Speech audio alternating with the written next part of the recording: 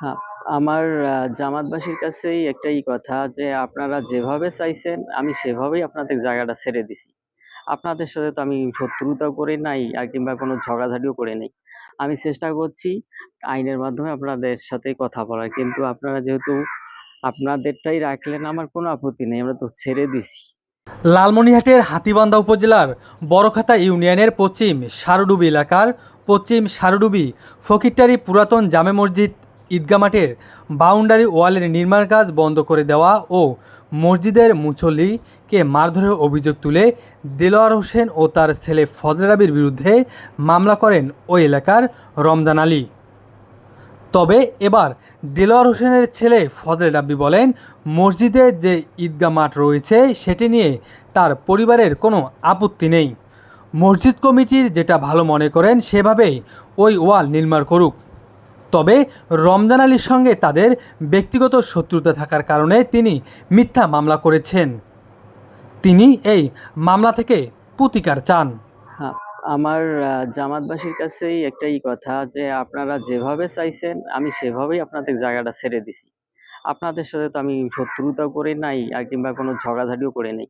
আমি চেষ্টা করছি আইনের মাধ্যমে আপনাদের সাথে কথা বলার। কিন্তু আপনারা যেহেতু আপনাদেরটাই রাখলেন আমার কোনো আপত্তি নেই। আমরা তো ছেড়ে দিছি।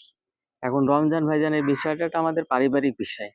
এইটাতে আপনারা এইভাবে যোগসাজশ করিয়া আমার এইরকম ক্ষতিগ্রস্ত করতেছেন। আমি এখন পালিয়ে বেড়াচ্ছি। এইটা আসলে আপনারা কেন করতেছেন আমি বুঝতে পারতেছি না। আমি প্রশাসনের দৃষ্টি আকর্ষণ করছি যে আমার দশের সাথে আমার মুসল্লিদের সাথে আমাদের কোনো বিরোধ নাই। এটা আমার পারিবারিক বিষয়, আমাদের ব্যবসায়িক বিষয়। ব্যবসা করলে নানান জনের সাথে সমস্যা থাকতে পারে।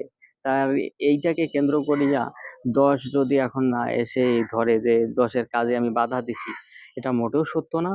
আমি প্রশাসনের দৃষ্টি আকর্ষণ করি আপনারা বিষয়টা একটু তদন্ত সুন্দরভাবে তদন্তপূর্বক আমাকে একটু উদ্ধার করেন। আমি বর্তমানে বাড়ি থেকে পালাচ্ছি। আমাদের বাড়িতে কাউকে ঢুকতে দিচ্ছে না জামাতবাসী। কেন দিচ্ছে না?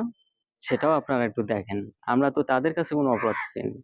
আমরা হলো আমাদের ব্যবসায়িক লেনদেন, পারিবারিক সমস্যা নিয়ে চাচাতো, মামাতো, খালাতো, ফুফাতো ভাই এবং ওরা মামা ভাগিনা এই এলাই। আপনারা কেন এখানে? এদিকে কেন আসবেন? হাতীবান্ধা থানার অফিসার ইনচার্জ মাহমুদুর নবী বলেন, ওই ঘটনাকে কেন্দ্র করে একটি মামলা হয়েছে, আরও একটি অভিযোগ পাওয়া গেছে। তদন্ত করে প্রয়োজনীয় ব্যবস্থা নেওয়া হবে।